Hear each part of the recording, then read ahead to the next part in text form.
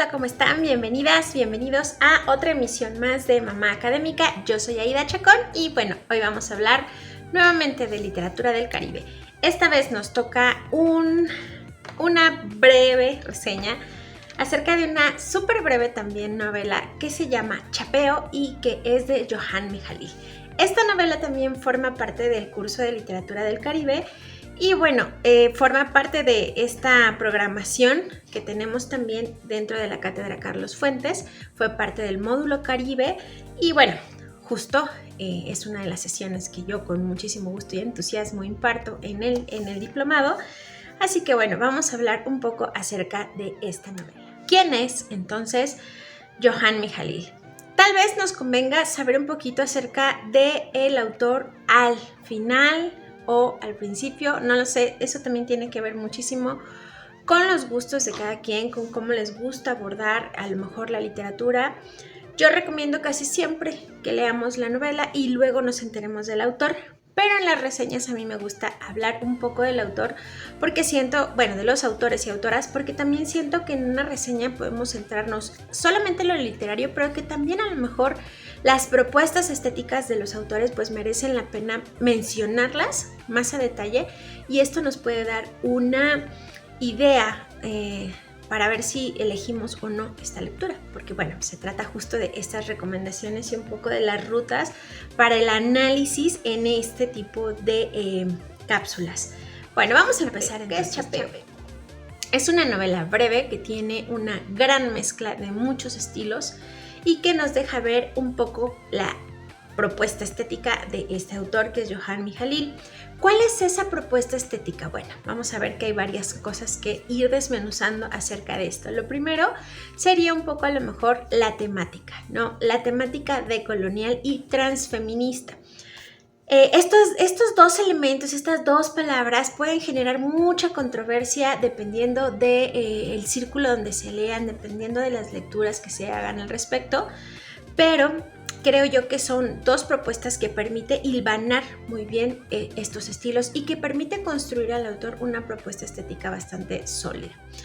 Esta propuesta estética tiene que ver con el performance, la experimentación lingüística y los recursos que tienen que ver con el ensayo, la prosa poética y por supuesto que la música, ¿no?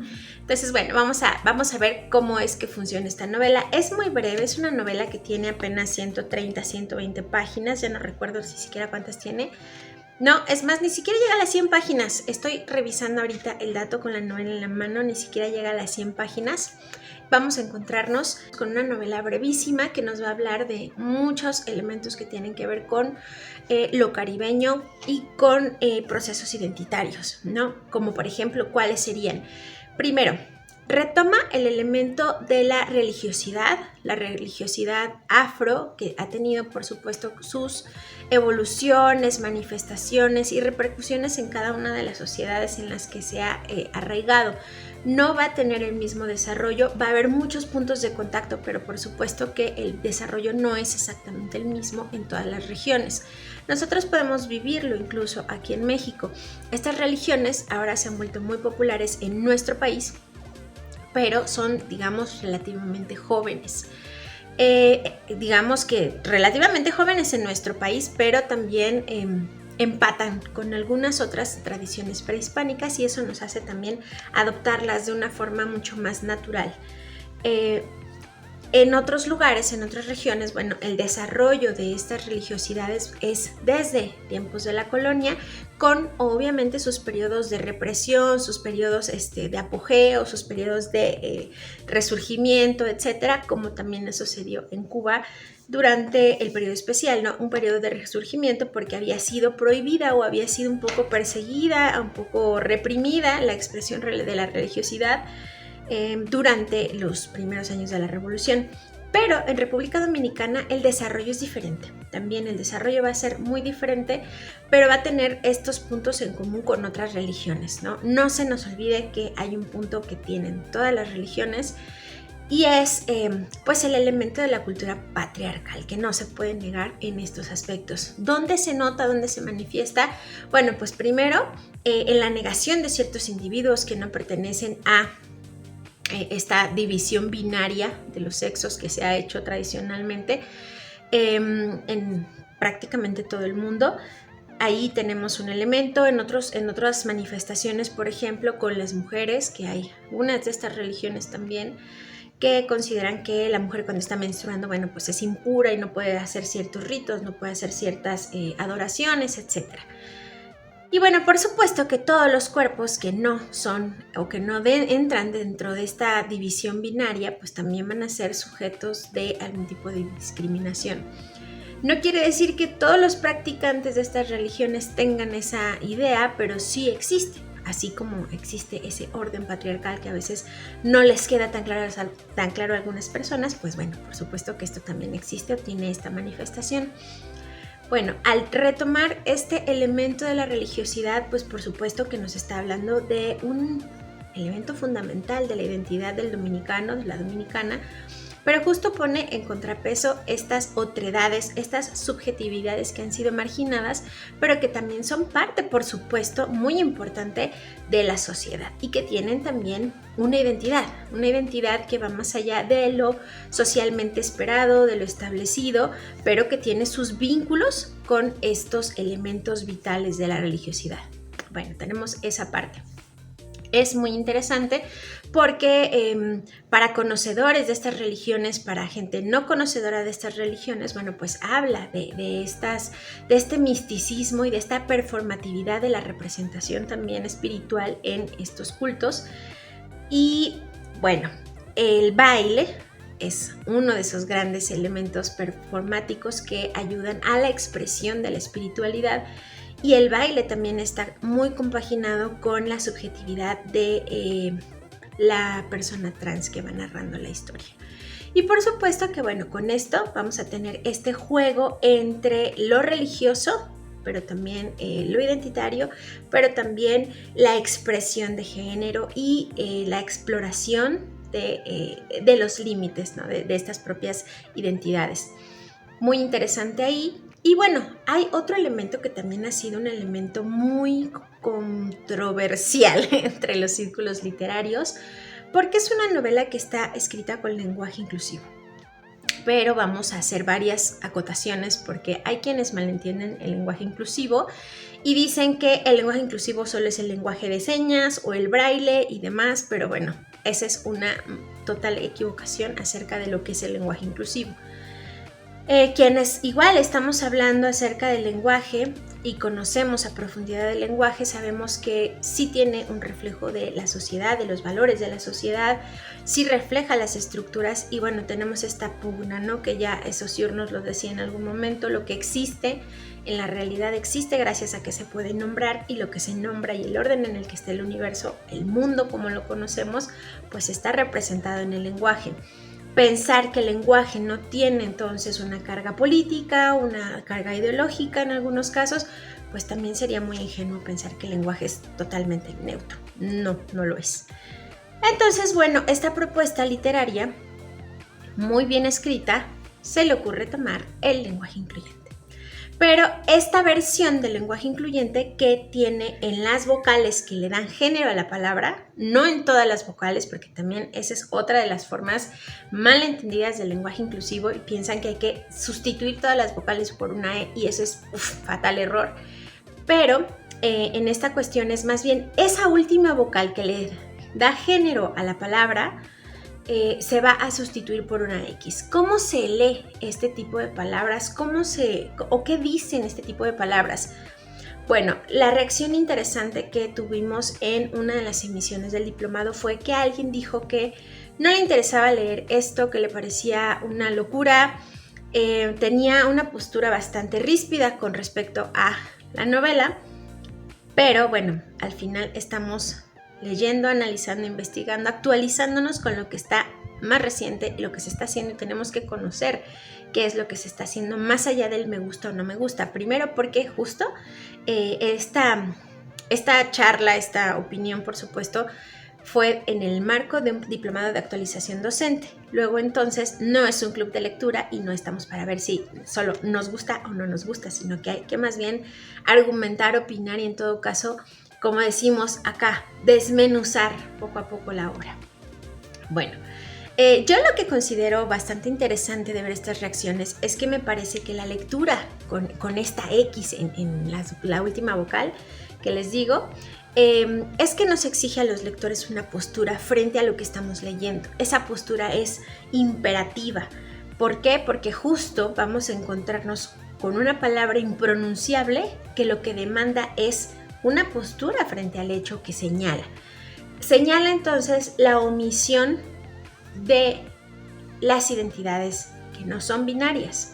Señala simplemente que se borran del panorama estas subjetividades y entonces al representarlas en el lenguaje inmiscuye al lector, el autor inmiscuye al lector para que tenga una postura frente a lo que está enunciando y frente a lo que está narrando.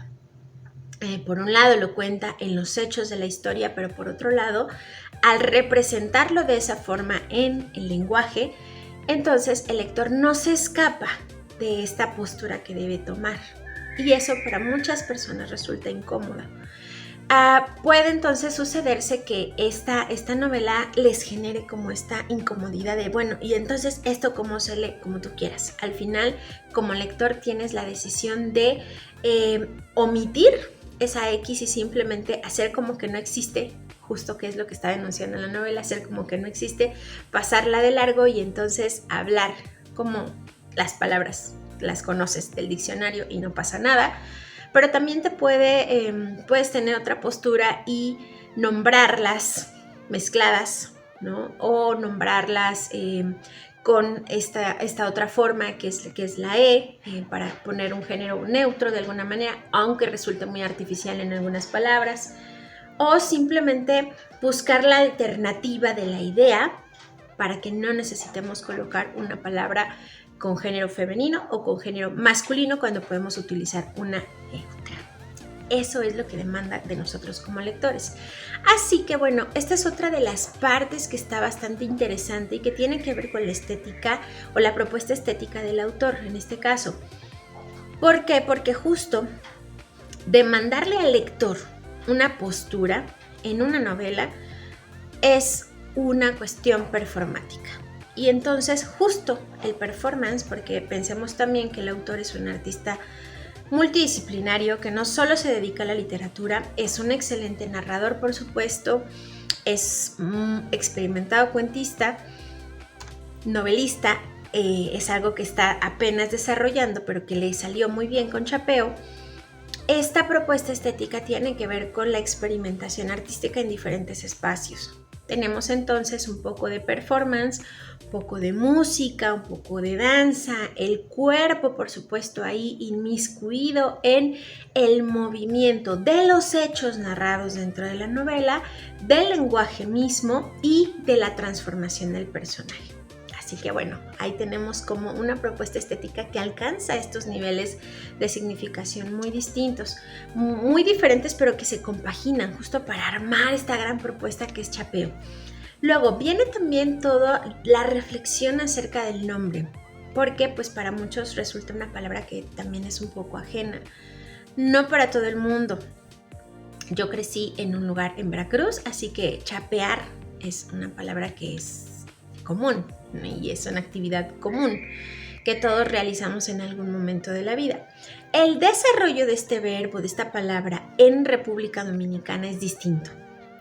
Tiene que ver con lo mismo que se entiende aquí, que es aquí en México me refiero, que es chapear, que es cortar la maleza, pero tiene otras acepciones que tienen que ver también con usos metafóricos que se fueron adquiriendo a lo largo del tiempo en República Dominicana.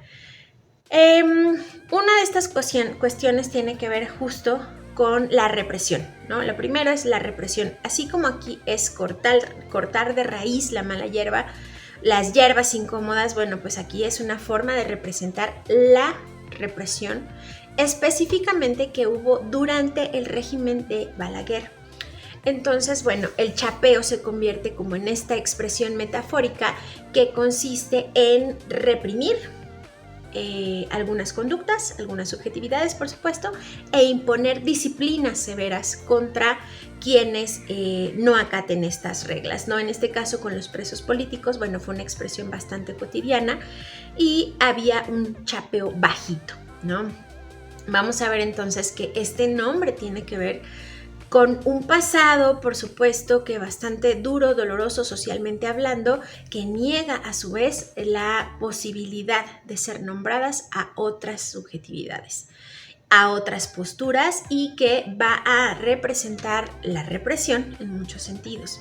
Así que bueno, chapeo para un dominicano tiene otra acepción, tiene una connotación metafórica bastante interesante, que si bien a lo mejor en el español de México no tiene todas estas connotaciones, pues sí nos queda la primera metáfora, la más evidente, que es cortar de raíz la hierba. Y eso, bueno, pues también tiene que ver con el desarrollo de la historia de los personajes. En este caso hay como esta pugna por la identidad de los cuerpos, por la identidad de sujetos, sujetas que están desarrollándose en esta historia, buscando su lugar en el mundo, y que hay como dos opciones que están, si no encontradas, están al final de un sinuoso camino, ¿no? Por un lado es el cuerpo sin alteraciones quirúrgicas, el cuerpo trans que se define a sí mismo como un sujeto transgénero, o los cuerpos que a través de la cirugía plástica, bueno, se transicionan completamente y engañan de alguna manera al ojo para que no haya este cuestionamiento constante de qué eres y cómo encajas de alguna manera en una sociedad. Es bastante interesante porque justo una de las reflexiones es un cuerpo alterado quirúrgicamente puede dejar atrás el estigma social y entonces insertarse en este mundo binario en el que hay una aspiración a ser de una manera en la que no se nace. Pero la otra cuestión es quedarse en el cuerpo que se tiene y expresar lo que se quiere expresar de la identidad a través de otras cuestiones, el movimiento, las formas, los gustos, las preferencias, etcétera, sin alterar el cuerpo, que eso sí tiene, por ejemplo, encima un estigma social, porque, bueno, ese estigma viene por muchas cuestiones y eso en varios lugares, en varios espacios se ha discutido, y una de esas cuestiones es, en el caso de las mujeres trans, es la renuncia a este privilegio de ser hombres, ¿no? Todo esto lo digo entre comillas, obviamente porque es una lectura que se hace desde varias posturas feministas y además también posturas postcoloniales acerca de lo que es ser hombre o lo que es ser mujer, ¿no? De esa construcción social identitaria que existe en el mundo, pero que se está cuestionando de una forma mucho más constante en la actualidad. Bueno, entonces, ahí tenemos otra capa más de contenido con esta novela. Luego viene la cuestión de colonial. ¿Qué es lo que nos dice en cuestiones de coloniales esta novela? Bueno, muchísimo, porque aparte de este orden, de esta jerarquía de los géneros que tiene también, por supuesto, una herencia colonial, aparte de eso nos habla de esas identidades arrancadas, de estas otras identidades impuestas, de cómo se mezclan, de cómo hacen, digamos que nuevas, a su vez, nuevas identidades, y esas identidades también empiezan a cuestionarse lo que es, en este caso, ser dominicano, ser dominicana, ¿no? La dominicanidad se va a cuestionar para decir, bueno, esto que decimos que es el dominicano, ajá, ¿y qué más? ¿Y qué se puede hacer además de eso? ¿Y qué más hay, ¿no? para las nuevas generaciones? Bueno, esto es bastante interesante lo que va haciendo el autor, porque a través de la historia, porque hasta aquí no les he dicho ni siquiera de qué trata la novela, ¿no? Ya lo sé, esa era la intención. ¿De qué trata la novela? Bueno, justo es la búsqueda del yo en dos cuerpos trans que están de alguna manera buscando su lugar en el mundo. Eso sí medio lo dije, pero en esta búsqueda de su propia identidad van reconociendo y atravesando como muchas vicisitudes, ¿no? La segregación social, la discriminación, la violencia, porque la violencia es una constante dentro de esta novela. En realidad yo creo que es una constante dentro de mucho de la literatura actual, porque pues el mundo está ordenado de una forma bastante violenta y eso se refleja por supuesto que en el arte, y la literatura no es una excepción. Pero bueno, volviendo al punto, viene toda esta violencia a raíz de esta segregación, de esta discriminación, de esta forma de castigar a quienes rechazan esa masculinidad y quieren transitar hacia el otro lado, ¿no? Hacia el supuesto sexo débil. Bueno, viene como toda esta reflexión acerca de por qué están destinados a ser o a sentir como supuestamente tiene que sentir alguien en su condición o alguien con sus preferencias.